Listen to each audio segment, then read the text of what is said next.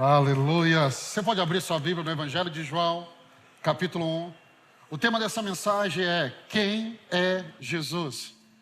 Eu não quero aqui de maneira nenhuma, e nem tenho essa pretensão, de esgotar esse tema, até porque eu quero conversar com você sobre quem é Jesus na perspectiva de uma pessoa, na perspectiva de um homem, João Batista.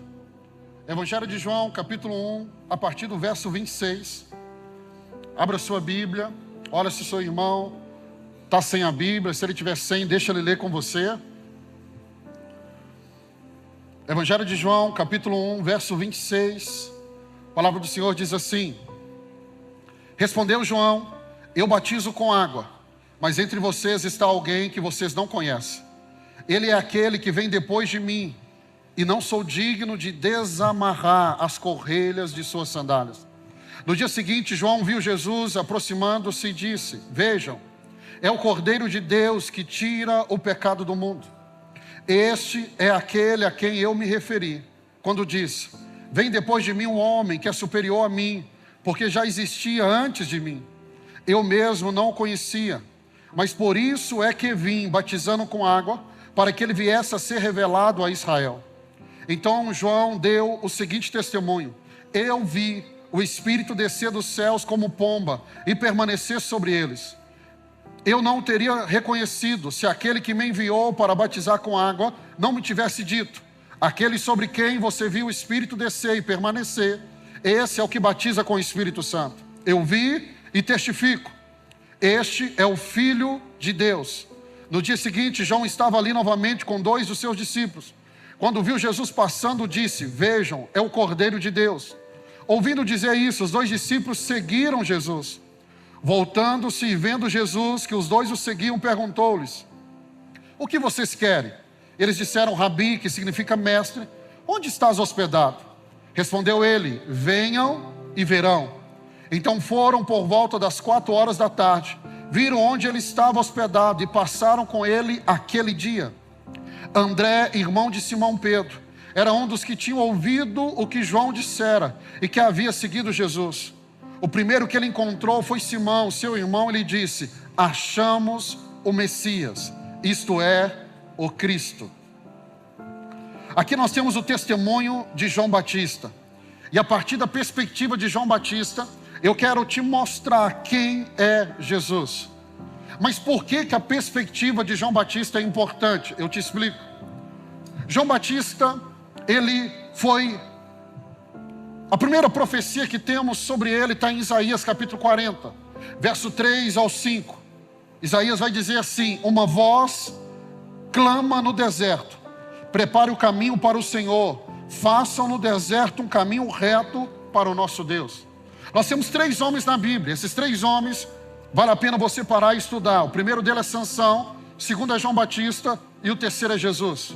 O que esses 3 homens têm em comum? O nascimento deles é uma obra de milagre. O que eles têm em comum? Deus vai falar do nascimento deles. E esses são os 3 únicos homens na Bíblia que antes de nascer, Deus já fala qual é o propósito, qual é o destino deles. Imagina como seria fácil, antes de você nascer, Deus já falasse com a sua mãe e com o seu pai qual profissão que você deveria seguir, o que você deveria fazer na vida. Você concorda comigo que seria muito fácil a nossa caminhada? Esses 3 homens viveram isso. Mas não é só Isaías que fala de João Batista. Malaquias, o profeta Malaquias, quando vai falar de João Batista, capítulo 3, verso 1, diz assim: Vejam, enviarei meu mensageiro que preparará o caminho diante de mim.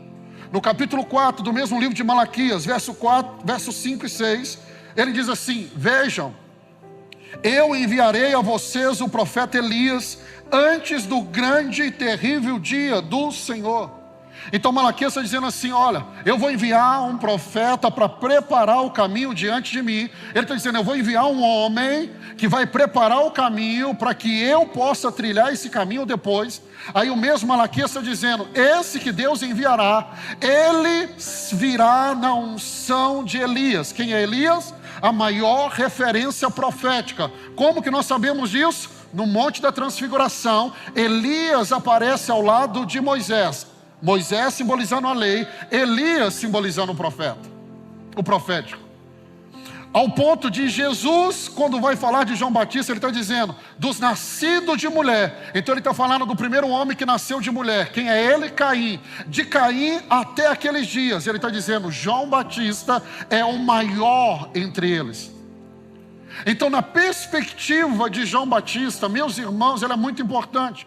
Até porque no Novo Testamento, no Evangelho de Lucas, capítulo 1, do verso 11 até o verso 17, nós temos o anjo Gabriel vindo à terra para anunciar a Zacarias, que estava no templo servindo, que a sua esposa ficaria grávida e teria um filho, e o nome dele seria João. Então vamos lá, João Batista, profeta Isaías profetiza sobre ele, Malaquias fala sobre ele, Malaquias o compara com Elias, e o próprio Jesus falando dele, também o compara com Elias. Aí agora, antes do nascimento dele, nós vemos um movimento nos céus, e não é qualquer um que deixa os céus, é Gabriel. E vamos ver a importância de Gabriel, porque é o mesmo anjo que vai anunciar a Maria o nascimento de Jesus. Então nós vemos um movimento dos céus vindo na terra para anunciar, João Batista está chegando. E quando João Batista está para nascer, no capítulo 1, no verso 76 ao 77, nós vamos ver Zacarias, cheio do Espírito Santo, profetizando sobre João Batista, que ele também seria cheio do Espírito Santo. Permita-me abrir um parênteses aqui, eu quero falar com você que é pai, você que é mãe. Siga o exemplo de Zacarias. Profetiza sobre o seu filho, profetiza que ele vai ser cheio do Espírito Santo, profetiza que Deus vai entregar dons aos seus filhos. Pai, mãe, eu e você temos uma autoridade tão grande para profetizar sobre a vida dos nossos filhos. Lá em casa, eu, pastor Eliane, nós orávamos pelo Samuel antes dele nascer. Nós oramos pela esposa do Samuel antes dele nascer. Nós orávamos pelas meninas. Eu lembro que um dia eu entrei no quarto das meninas à noite, e eu coloquei a mão sobre a cabeça de cada uma delas, coloquei a mão sobre a cabeça da Ana Sofia, e eu comecei a orar, comecei a profetizar, eu empolguei na oração, e ela acordou assustada. Ela olhou para mim e falou assim, papai, não faça isso de novo. Mas eu continuo fazendo, por quê? Porque todo pai, toda mãe, carrega uma autoridade dos céus para abençoar os seus filhos. Façam isso, porque isso vai mudar o destino dos seus filhos. Eu quero dizer para você que quando você estiver orando, pai e mãe, porque você é pai e mãe, é autoridade, Deus vai colocar o destino dos seus filhos nos seus lábios, e você vai começar a profetizar o destino dos seus filhos. Faça isso 1, 2, 3, 4, 5 vezes, e Deus vai te usar. Aí eu olho para João Batista, Isaías profetizou, Malaquias profetizou, Gabriel vem dos céus para anunciar o seu nascimento, o pai profetiza sobre ele que ele vai ser cheio do Espírito Santo. E a Bíblia diz que desde o ventre, ele já era cheio do Espírito Santo. Esse é João Batista. Mas agora quando a gente vai para Mateus, capítulo 3, verso 1. Você pode abrir comigo? Mateus, capítulo 3, verso 1. Abre comigo, depois você volta para João, capítulo 1. Eu quero liberar essa palavra sobre a sua vida. Mateus, capítulo 3, verso 1. Olha o que a Bíblia vai dizer aqui em Mateus capítulo 3, verso 1.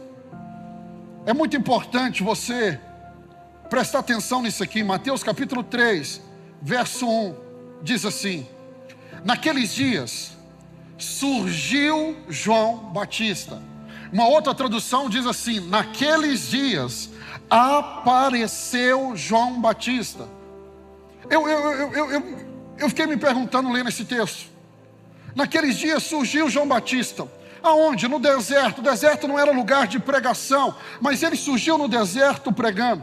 Quem não conhece a história de João poderia olhar e dizer: do nada, esse moço surgiu pregando no deserto. Olha o que a Bíblia diz: naqueles dias surgiu, apareceu. Essa palavra no grego é a palavra pariginomai, e a tradução dela é aparecer publicamente. Quem viu o ministério de João Batista, que deu uma sacudida em Israel, ao ponto da Bíblia dizer que até os soldados romanos iam ouvi-lo. E alguém pode olhar e falar assim, do nada ele apareceu. Não, não foi do nada. Séculos antes, alguém profetizou sobre ele. Antes dele nascer, os céus se movimentaram para vir à terra, para dar notícia do seu nascimento. O pai dele profetizou que ele seria cheio do Espírito Santo. E se passaram 30 anos do seu nascimento. E agora este João, prometido por Isaías, prometido por Malaquias, revelado pelo anjo Gabriel, cuidado pelo pai e pela mãe, agora ele se manifesta, ele aparece publicamente. Eu já te ensinei, mas eu quero te lembrar, não é do nada, não é do nada, não é do nada, não é do nada. Eu vim aqui hoje para profetizar sobre a sua vida. Chegou o tempo de manifestar publicamente aquilo que um dia foi profetizado a teu respeito. Chegou o tempo de manifestar publicamente aquilo que os céus já deram autorização para você viver. Chegou o tempo de manifestar publicamente. Chegou o tempo de surgir. Chegou o tempo de aparecer. Eu quero nessa noite profetizar. Está surgindo ministérios que vão sacudir a cidade de Uberlândia. Está nascendo ministérios que vão sacudir cidades no Brasil e nas nações. E muita gente, quando vê essas pessoas surgindo, vão dizer, ele apareceu do nada. Não, não foi do nada.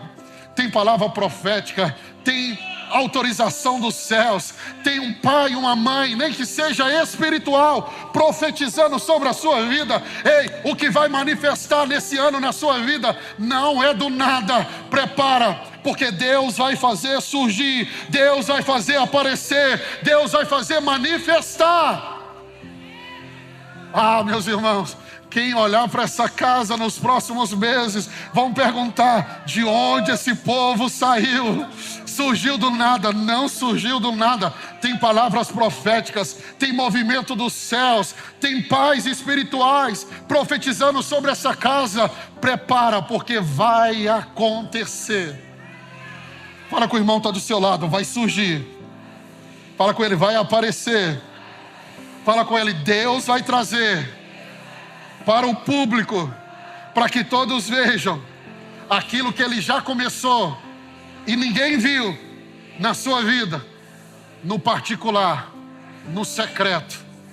Mas eu estou aqui da parte de Deus, pega isso, vai manifestar publicamente. Vai manifestar publicamente. Imagine, prepara. Vai manifestar publicamente. Tem uma graça sobre essa casa nesse ano, irmão. Tem uma unção que não tinha o ano passado, foi ativado nessa casa. Eu não consigo te explicar, eu não sei aí onde nós vamos chegar, mas Deus ativou algo nessa casa, e eu tenho no meu espírito, é porque Deus vai trazer publicamente aquilo que nós estávamos fazendo no secreto. Jesus, prepara, imagine, vai surgir, vai surgir, vai surgir, vai surgir. E a Bíblia diz, apareceu ele pregando. E aí o verso 2 e 6 de Lucas 3 diz assim: a palavra de Deus veio a João, filho de Zacarias, no deserto. E quando a palavra de Deus veio revelando quem é Jesus. E aqui eu começo a te mostrar a perspectiva de João sobre Jesus. Quem é Jesus para João? Primeiro, João vai dizer no verso 29 do Evangelho de João, capítulo 1. No dia seguinte, João viu Jesus aproximando-se e disse: vejam, é o Cordeiro de Deus que tira o pecado do mundo. Quem é Jesus? João nos revela que ele é o Cordeiro de Deus que tira o pecado do mundo. Quem é Jesus? É aquele que resolveu o problema do pecado. Então vamos voltar lá em Gênesis. Quando o pecado entra, na desobediência de Adão, na desobediência de Eva. Paulo, escrevendo aos Romanos, ele vai dizer: pela desobediência de um só homem, a morte veio a todos os homens. Na desobediência de Adão, o pecado veio a todos os homens. Agostinho de Hipona, Santo Agostinho vai dizer que nós herdamos esse pecado original de Adão. Todos pecaram, como Paulo diz em Romanos. Por quê? Porque um homem pecou. E quando o homem pecou, ele tentou resolver o problema com a sua força. Como que ele faz? Ele percebe que ele está nu, ele faz vestes de folha de árvore. Só que a maior nudez do homem não era física, era espiritual. E aqui nós começamos a ver um princípio que permeia toda a Bíblia. Qual é o princípio? Deus viu que precisava resolver o problema do homem, então Deus resolve fazer roupa para o homem. E o que a minha Bíblia, a sua Bíblia diz no capítulo 3 de Gênesis? Que Deus fez roupa para o homem de pele de animais. Para que Deus fizesse roupa de pele de animais, foi necessário, ali no início, um sacrifício, que um animal fosse morto. Nós não sabemos qual é o animal, mas ao longo das Escrituras nós podemos conjecturar qual é esse animal. Porque no capítulo 4, na primeira oferta que é oferecida, e nós temos Caim e Abel oferecendo a primeira oferta. Na primeira oferta que foi entregue, nós percebemos Deus recebendo a oferta de Abel. Por quê? Porque Abel deu da oferta do seu rebanho.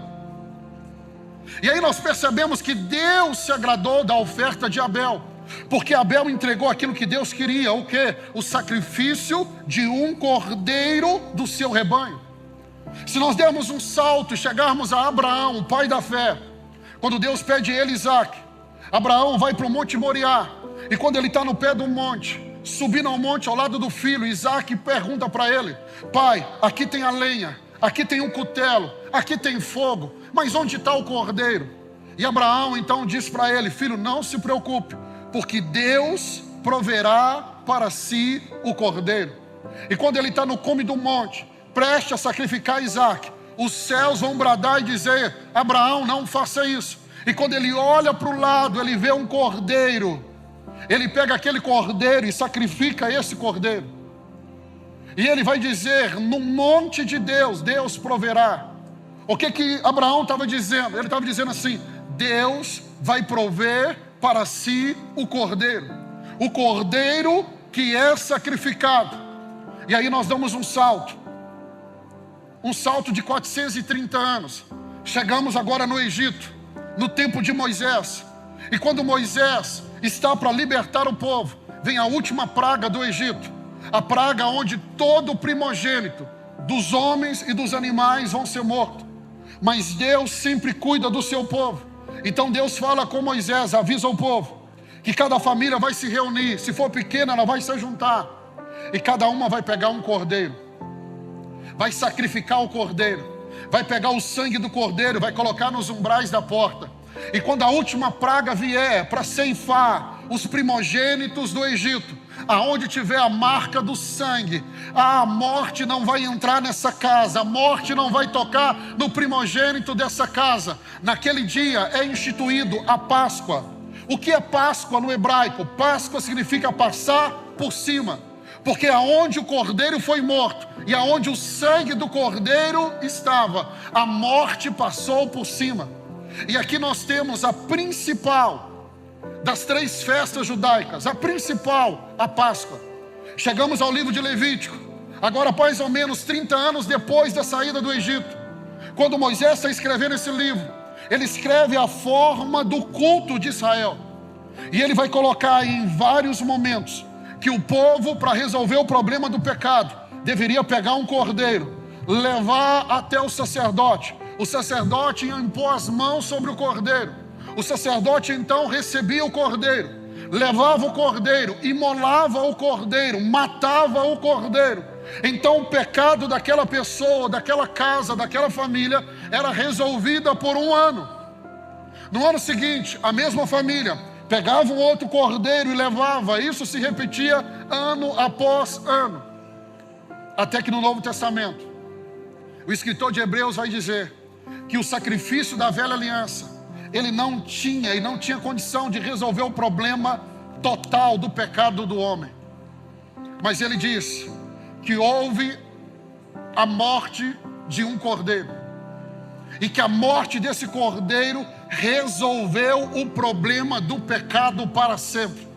Ele diz, o sacrifício de Jesus, que é o Cordeiro de Deus, que João está dizendo, o escritor de Hebreus vai dizer, resolveu o problema do pecado para sempre. A revelação que João tem de Jesus nos ensinando, é que ele é o Cordeiro de Deus. Repete comigo, que tira, que tira o pecado, fala assim comigo, do mundo. Eu vim hoje para dizer para você, ele não resolveu só o problema do seu pecado, ele resolveu o problema do pecado do mundo. O sacrifício dele é poderoso para resolver o problema do pecado do mundo. Diga comigo, do mundo. Então não deixe o diabo te enganar. Quando você cair, quando você pecar, não deveria pecar, mas pecado no grego significa errar o alvo, é um acidente. Acontece. Quando acontecer, não deixe o diabo te enganar. Não deixe ele dizer que não tem mais volta. Não deixe ele dizer que acabou. Não deixe ele dizer que você perdeu tudo, porque você errou, porque você escorregou. Lembre ele que o Jesus que você serve é o Cordeiro de Deus, que tira o pecado do mundo. O sangue dele purifica o nosso pecado. O sacrifício dele, meu irmão, continua resolvendo o problema do pecado hoje. Pastor, mas o pecado está abundando. Onde abundou o pecado, vai superabundar a graça dele sobre nós. Então não deixe Satanás te enganar. Ele é o Cordeiro de Deus que tira o pecado do mundo. Paulo escrevendo em 1 Coríntios capítulo 5, verso 7, ele compara Jesus como o Cordeiro Pascual. Ele olha para Jesus e diz, ele é a minha e a sua Páscoa. Ele está dizendo, Cristo é o Cordeiro Pascual, ele é a nossa Páscoa. Ele está dizendo, vocês foram selados, vocês foram marcados pelo Cordeiro. É por isso que a morte vai ter que saltar, é por isso que Satanás vai ter que passar por cima, não pode tocar, porque nós carregamos a marca do Cordeiro de Deus, que tira o pecado do mundo. Pastor, mas eu preciso do Cordeiro. Precisa, porque todos nós somos pecadores. Mas quem providenciou o Cordeiro foi Deus. Quem providenciou a salvação foi Deus. João está nos dizendo aqui, sabe quem é Jesus? Ele é o Cordeiro de Deus. Mas ele não para na revelação do Cordeiro. Ele continua indo mais. E no verso 29 ele diz, no dia seguinte, João viu Jesus aproximando e disse, vejam, é o Cordeiro de Deus que tira o pecado do mundo. Verso 30, este é aquele a quem eu me referi, quando disse, vem depois de mim um homem que é superior a mim. Olha o que ele diz, final do verso 30. Porque já existia antes de mim. Só que João Batista é 6 meses mais velho do que Jesus. Quando João Batista nasceu, Jesus não tinha nascido. Mas João Batista está dizendo assim, porque já existia antes de mim. Sabe o que ele está dizendo? Ele está dizendo, esse que eu disse que é o Cordeiro de Deus, ele não é apenas o Cordeiro de Deus. Porque se ele já existe antes de João Batista, ele está dizendo, ele é o próprio Deus. E aí ele continuou dizendo, eu mesmo não conhecia, mas por isso é que vim batizando com água, para que ele viesse a ser revelado a Israel. Então João deu o seguinte testemunho, eu vi o Espírito descer dos céus como pomba e permanecer sobre ele.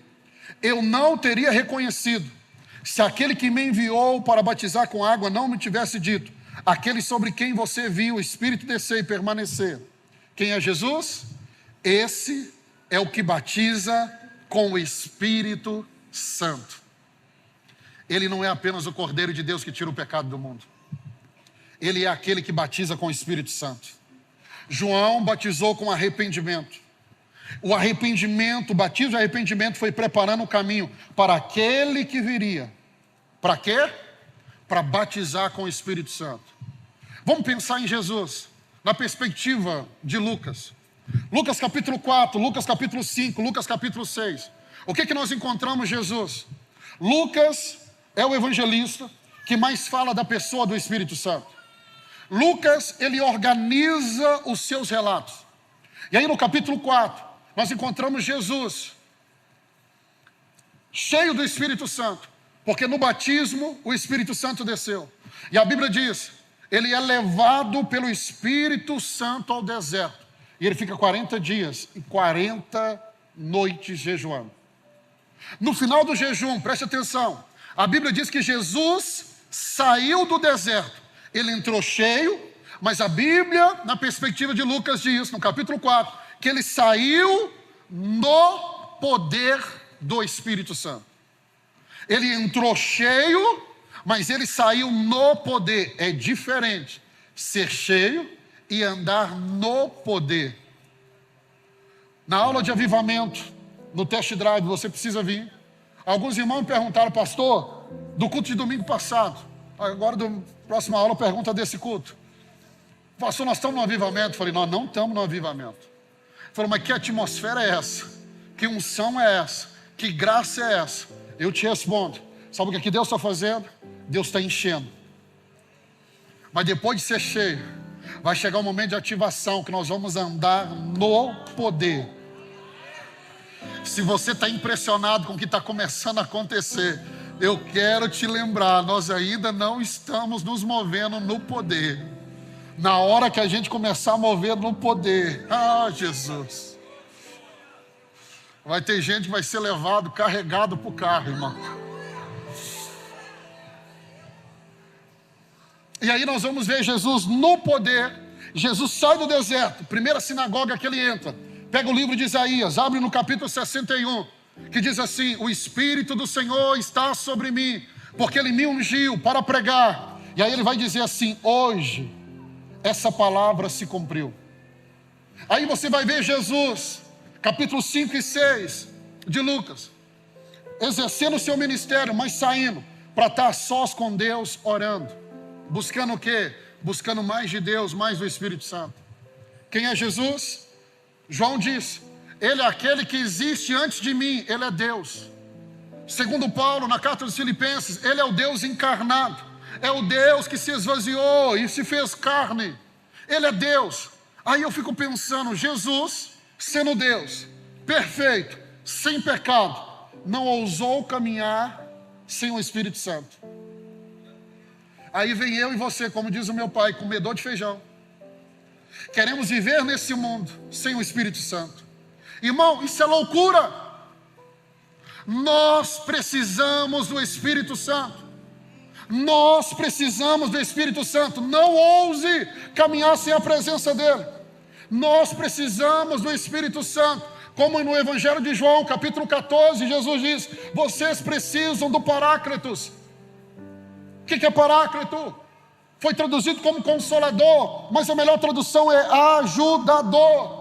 O Espírito Santo, irmão, quer te ajudar em tudo. Na hora que você não souber orar, o Espírito Santo vai te ajudar a orar. Na hora que você estiver fraco, o Espírito Santo vai te fortalecer. Na hora que você tiver que falar com alguém, ele vai colocar a palavra na sua boca. Quando você tiver que fluir nos dons, ele vai te entregar dons para você fluir.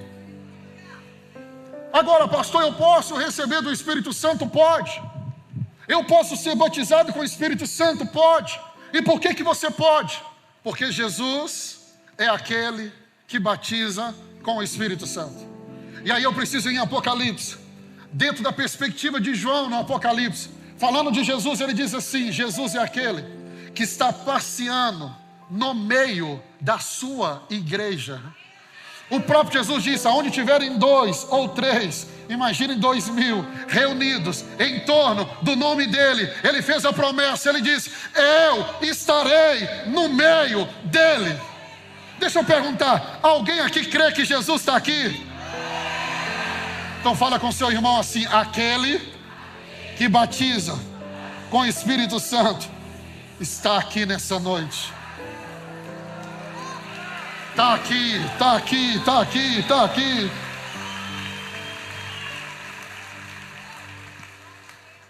João está dizendo, é ele que batiza com o Espírito Santo. Por que o Espírito Santo só desceu em Atos 2? Porque em João 14 Jesus disse, se eu não subir, o Consolador não vem. Quando eu subir, eu vou rogar ao Pai, eu vou pedir ao Pai, e se o Pai me der autorização, vocês precisam estar reunidos no mesmo lugar, permanecer em Jerusalém, até que do alto vocês sejam revestidos de poder. 120 pessoas ouviram o que Jesus disse, ficaram em Atos 2, orando e esperando. Jesus agora subiu aos céus, assentou à direita do Pai, e agora na autoridade que lhe foi dada, Ele agora está dizendo: Pai, chegou a hora de batizar eles com o Espírito Santo. E o Pai vai dizer para ele: é você que batiza, você derrama na vida de quem você quer, você entrega o Espírito Santo para quem você quer. Se você quiser derramar agora, pode derramar, porque é você que vai batizar. Eu não sei você, mas eu creio que o Espírito Santo está querendo batizar pessoas aqui nessa noite.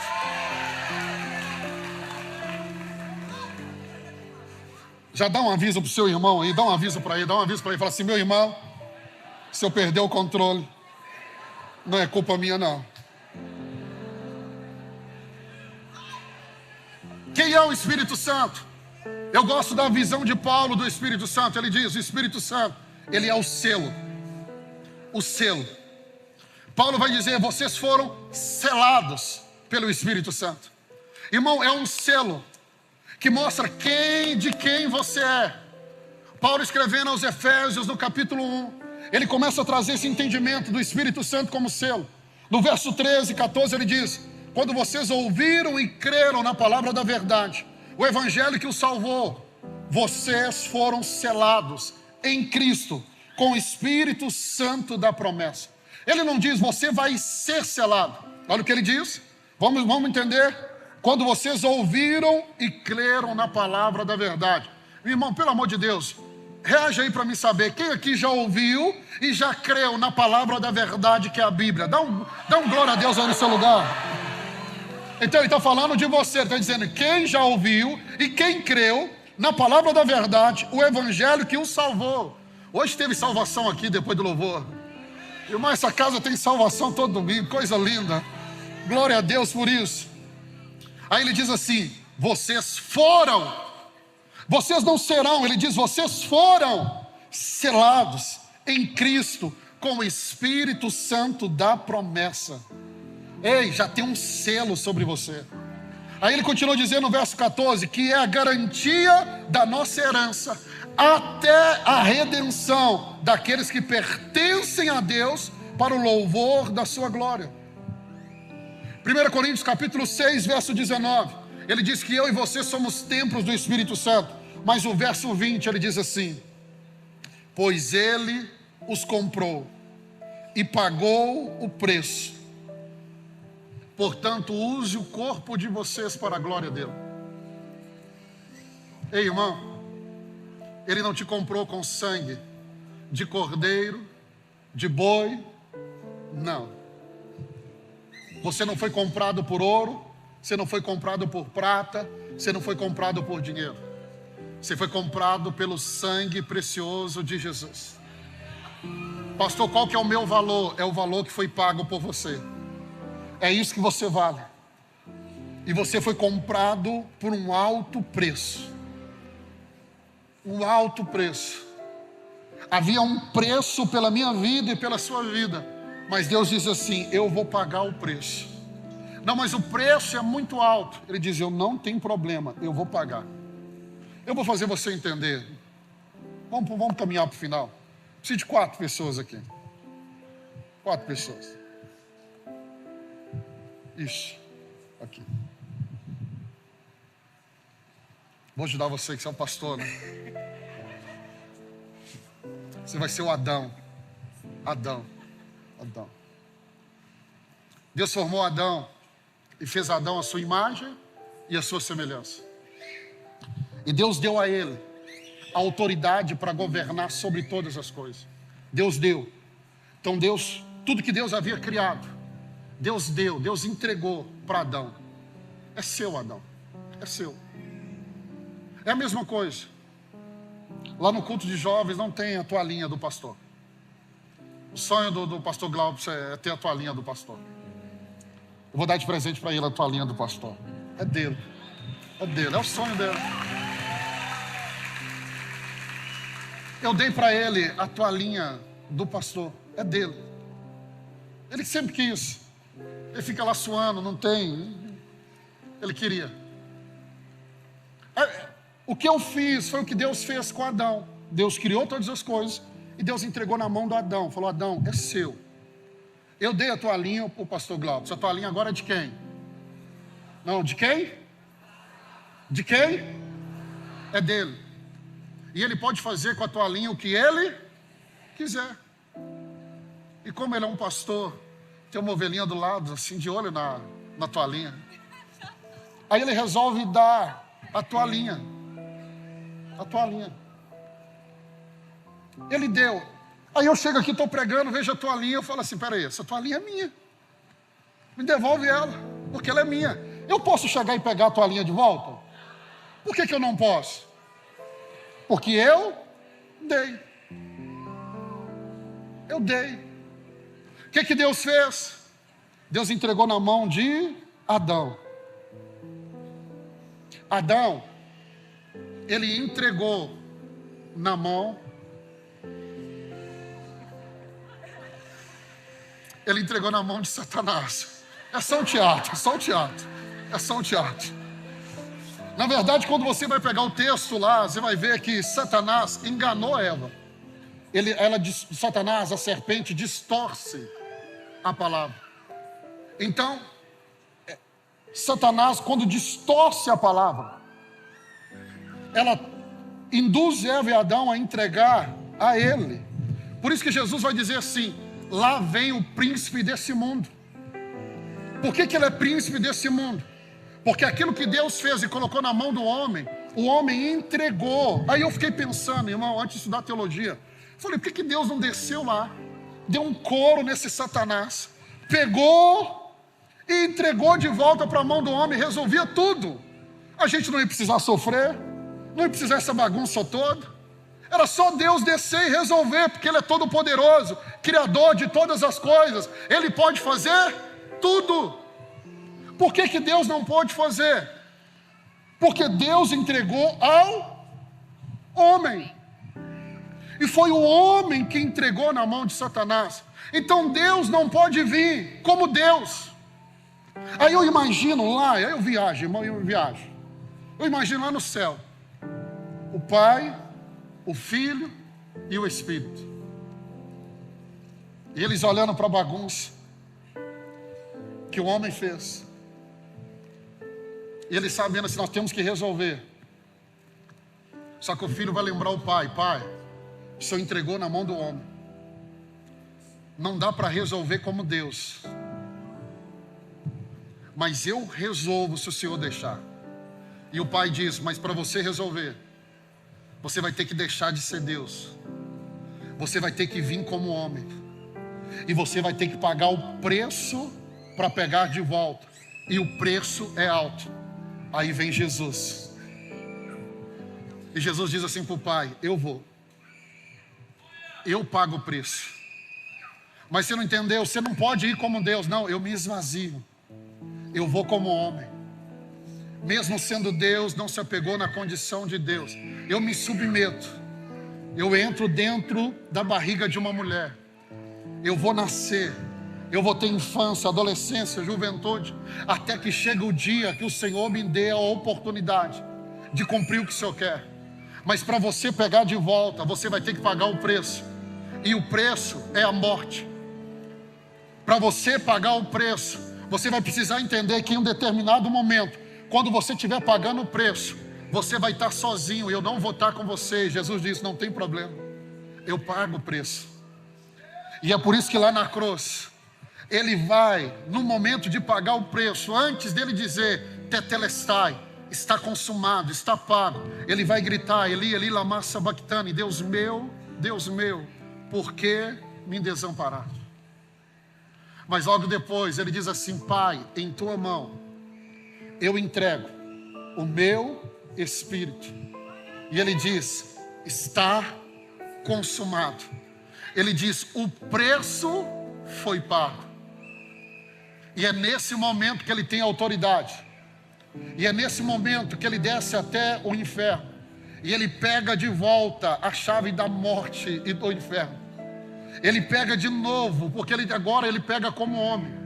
Porque na cruz ele despojou, segundo a carta de Paulo aos Colossenses, ele despojou todo principado e potestade. Ele rasgou a dívida que era minha e que era você. E agora Jesus, como homem, porque ele pagou o preço, ele tem autoridade de pegar de volta. Ele está dizendo: ei, Satanás, devolve, é meu, é meu. É por isso que todas as vezes nos evangelhos que o endemoniado encontrava Jesus, não chamava Jesus de um homem ou filho do homem. Nunca usaram o termo cristológico de Cristo, filho do homem. Todas as vezes, lá em Gadara, aquele demoniado vem ao encontro de Jesus, e os demônios falam da boca dele: Jesus, filho do Deus Altíssimo. Eles não falam Jesus, filho do homem. Mas Jesus em todo momento vai lembrar que ele não é apenas um filho do Altíssimo, porque ali em Gadara você percebe que os demônios já conheciam Jesus. E é claro que conheciam, passaram uma temporada com ele lá no céu. Mas Jesus sempre vai lembrar que ele é o filho do homem. Ele é aquele que veio. Jesus sempre vai lembrar Satanás: sou eu mesmo, aquele que foi prometido lá em Gênesis capítulo 3, que da semente da mulher nasceria um que esmagaria a sua cabeça. Ei, sou eu mesmo, sou eu mesmo. Por isso que os demônios vão dizer: ainda não chegou a nossa hora. Mas Jesus está dizendo: chegou a hora sim, porque agora eu me fiz homem. Paulo escrevendo em Gálatas diz: chegando à plenitude do tempo, ele veio, ele pegou de volta. Já viu aquele ditado que diz assim: cachorro mordido por cobra tem medo até de linguiça? Esse ditado diz assim: se você confiou e a pessoa pisou na bola com você, você não confia nela de novo. Jesus pega de volta da mão de Satanás, mas ele não pega de volta para levar para os céus. Agora ele pega para devolver ao homem, não, à igreja. Ele vai dizer: toda autoridade foi me dada no céu e na terra. E ele passa essa autoridade agora para a igreja. E aí você fala assim: mas como que ele pode confiar? Porque ele confiou a primeira vez em Adão, no Éden, no lugar de perfeição, e o homem pisou na bola. Como que ele pode agora confiar de novo nesse homem? Ele disse: sabe por que eu vou confiar? Porque eu estou entregando a autoridade de novo para ele, para a igreja. Só que agora, espera só mais um pouquinho, porque quando eu subir aos céus, eu vou rogar ao Pai, e o Pai vai enviar o Consolador. Esse Consolador vai estar com você todos os dias da sua vida. Se você cair, ele te levanta. No dia que você estiver fraco, ele te fortalece. Quando você não souber orar, ele ora por você. Ele vai trazer poder, ele vai trazer unção, ele vai trazer graça, ele vai trazer força que você precisa. Você vai cumprir aquilo que o Pai determinou para você, porque agora você caminha na unção do Espírito Santo, e ele estará convosco todos os dias da sua vida. Essa é a obra de Jesus.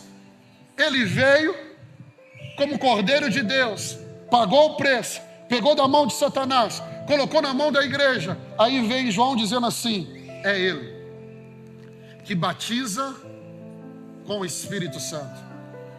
Ei, sem o Espírito Santo nós não vamos conseguir cumprir aquilo que o Pai nos chamou para fazer. Sem o Espírito Santo nós não conseguimos conduzir essa casa. Sem o Espírito Santo não dá para conduzir essa igreja. As pessoas perguntam: pastor, como é que o senhor dá conta de uma igreja tão grande? Irmão, quem disse que sou eu que dou conta? Quem disse que sou eu que dou conta? Quando ele vier, não tenha preocupação, ele entregou na sua mão. Como que eu vou desempenhar essa função? Não tem problema. Paulo diz assim: é ele, o Espírito Santo, que vai distribuir dons. Você já prestou atenção no domingo quando você vem para essa casa? Você olha para o estacionamento, tem pessoas trabalhando. Você olha aqui, tem gente movimentando. Sabe o que é isso? É o corpo, é a igreja, é Deus entregando dons. E esses dons não estão sendo enterrados. Esses dons estão sendo colocados em utilidade para o corpo, para a obra de Deus. Você precisa hoje ter esse entendimento. O Cordeiro de Deus veio, pagou um preço pelo nosso pecado, tomou da mão de Satanás e está colocando na mão da igreja. E o que ele está dizendo é: você não precisa fazer nada na sua força. Confia apenas no Espírito Santo que estão com vocês. Você pode se colocar de pé no seu lugar. Obrigado. É do pastor Glaucio. Diga comigo: Ele, Jesus, batiza com o Espírito Santo. Aí eu preciso terminar com uma última coisa que eu estava esquecendo. Fique em pé que você me constrange a terminar. Senão eu não termino.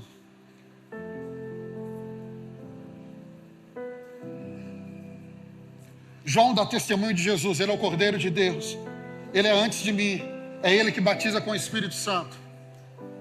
E aí a Bíblia fala que depois Jesus está passando. Tem 2 discípulos com João. E João aponta para Jesus e diz assim: Ele é o Cordeiro de Deus. Aí os 2 discípulos vão ouvir isso. E aí eles vão seguir Jesus. Aí Jesus está percebendo que eles estão seguindo. Aí Jesus fala: o que vocês querem? Aí o irmão de Simão vai dizer assim: ei Jesus, nós queremos ver aonde você hospeda. André, o irmão de Simão, queremos saber onde você hospeda. Olha o que a Bíblia vai dizer no verso 40. No verso 39. Viram onde ele estava hospedado e passaram com ele aquele dia. Passaram com ele um dia. Era 4 horas da tarde, não foi nem um dia completo. Aí Simão vai encontrar, André vai encontrar Simão e falar assim: ei Pedro, nós encontramos o Messias. Mas como? Se Jesus ainda não havia manifestado os sinais que Isaías fala que o Messias ia manifestar, como que ele tinha tanta certeza que era o Messias? Aí está na fala de Jesus, quando eles estão seguindo Jesus, André está seguindo Jesus, Jesus percebe, e Jesus fala: o que vocês querem? Ele falou: quero ver onde você hospeda. Aí Jesus diz assim: venham e verão. Venham e verão. Irmão, esse venham e verão, ele é muito mais do que uma resposta de Jesus. Jesus disse: primeiro, venham. Sabe o que Jesus está dizendo? É um convite. Vem andar comigo. Vem ser meu discípulo. Vem estar junto comigo. Vem me seguir. E esse convite de Jesus vai se repetir: vinde a mim, todos que estáis cansados e sobrecarregados. Porque esse é o primeiro convite. Venha. Venha andar juntinho. Venha se aliançar. Venha andar após mim. E eu quero perguntar aqui nessa noite: quantos aqui desejam ver milagres acontecendo nessa casa, na sua vida? Quantos desejam ver obras maiores acontecendo? Você quer ver? Diga bem alto aí se você quer ver. Fala: Jesus, eu quero. Então Jesus diz assim: venham e verão. Porque primeiro é um convite: vem ficar perto, vem ser discípulo, vem seguir. Porque se você se aproximar de mim, seus olhos vão começar a ver milagres, seus olhos vão começar a ver obras maiores. Sabe o que Deus está fazendo nesse ano? Está chamando essa igreja para perto. Deus está chamando essa casa: vem para perto da minha presença, vem me envolver, vem desfrutar desse momento. Irmão, o que nós estamos vivendo é apenas um convite dele: vem. Tem um lugar em mim que você não acessou, tem um lugar na minha presença que você não entrou. E se essa igreja responder e dizer: ei Jesus, estou indo, estou largando tudo e estou te seguindo. Se onde a tua presença foi, eu vou. Onde o Senhor foi, eu vou. Onde o Senhor se hospedar, eu me hospedo também. Onde o Senhor pousar, eu me pouso também. Ei Jesus, eu estou indo. Se essa for a resposta dessa igreja, desse convite: venham. Sabe o que ele está dizendo? Vocês vão ver. Porque André foi e ele viu o que ninguém viu. Ele teve a revelação que os outros não tiveram. E eu creio que Deus vai estar chamando essa casa para um tempo de intimidade. Nesse tempo de intimidade, irmão, prepara, o Espírito Santo vai vir. Vai ser um tempo de revelação, vai ser um tempo de uma unção, vai ser um tempo de um poder, vai ser um tempo que Deus vai pegar pessoas aqui. Ah, como eu falei domingo passado, eu vou ver de novo jovens caindo no Espírito. Eu vou ver de novo Ele vindo. Nós vamos ver sinais, prodígios, paralíticos levantando nessa casa, Ele abrindo os ouvidos dos surdos. Nós vamos ver mais uma vez. E sabe por que eu tenho certeza que nós veremos? Porque nós estamos dizendo sim ao convite dEle. E Ele está convidando essa igreja: vem para mais perto, vem desfrutar dessa unção. Vem, pode se chegar. Tem lugar para você em mim, tem lugar para você em mim, tem lugar para você na minha presença. Ei, imagine, só está começando. Assim diz o Senhor: obras maiores serão vistas nessa casa. Obras maiores serão vistas nessa casa. Os nossos diáconos podem entregar a ceia, pode entregar a ceia. Ah, Jesus. Vai pegando a ceia na sua mão aí, vamos adorar. Pega a ceia e vai adorando aí no seu lugar. Pai, nosso coração é grato. Nosso coração é grato. Jesus, nosso coração é grato pelo sacrifício. Tu és o Cordeiro de Deus que tira o pecado do mundo. Tu és o Cordeiro de Deus que foi morto naquela cruz. E por causa do teu sacrifício, o pecado não nos domina mais. O pecado não é mais um problema. Por causa do teu sacrifício, nós fomos limpos de todo o pecado.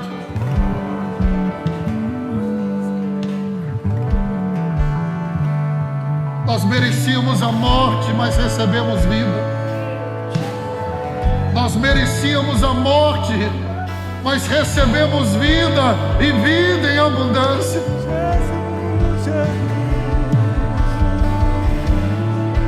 Obrigado, Jesus.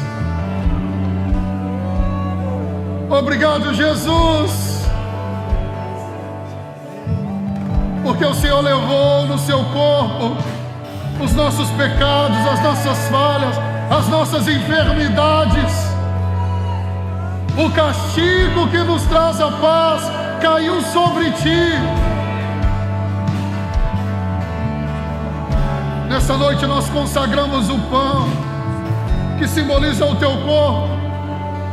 Consagramos o cálice, que simboliza o teu sangue. O sangue que nos purifica de todo o pecado. O sangue que nos dá a vitória. E é por meio deste sangue que nós podemos entrar na tua presença por um novo e vivo caminho. É por causa do sangue que nós podemos nos aproximar de ti. Nós dizemos sim, sim, sim ao teu convite. Quando o Senhor diz venha, nós dizemos sim. Nós estamos indo. Nós estamos indo por esse novo e vivo caminho.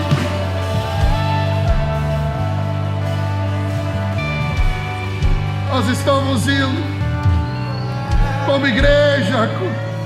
Nós estamos indo para esse lugar de intimidade que nós ainda não acessamos. Nós estamos chegando nesse lugar, Jesus. Te levo comigo, amado. Nós estamos chegando nesse lugar onde a tua presença, ela pode ser sentida, percebida. Amado. Pai, nós consagramos o pão e o cálice em nome de Jesus. Agora juntos como igreja, comemos do pão e bebemos do cálice nessa noite.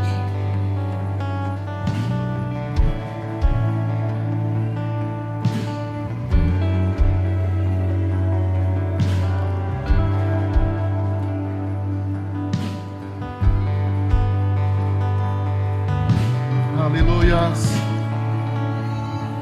Bendito seja o nome do Senhor. Você pode colocar a sua mão sobre o teu coração. Toda a igreja, você que está em casa também, ore comigo. Repete essa oração dizendo: Senhor Deus e meu Pai, nessa noite eu reconheço quem é Jesus. E Jesus, para mim, é o Cordeiro de Deus que tira o pecado do mundo. Jesus é o meu Senhor, é o meu Salvador. Jesus, eu entrego a Ti a minha vida, o meu coração, tudo que eu sou, eu entrego a Ti. Jesus, eu que um dia andei na Tua presença, mas me afastei. Hoje, arrependido, eu volto para a Tua presença, como filho amado que volta à presença do Pai. Deixa eu falar com você que está em casa. Você também pode fazer parte dessa família. Esse telefone que aparece aqui agora, nós temos pastores de plantão. Pode nos mandar uma mensagem. Seja bem-vindo à sua casa. Seja bem-vindo à sua família. Seja bem-vindo à sua igreja. Seja bem-vindo a Imagine. Aqui é o seu lugar. Deus te abençoe no nome de Jesus.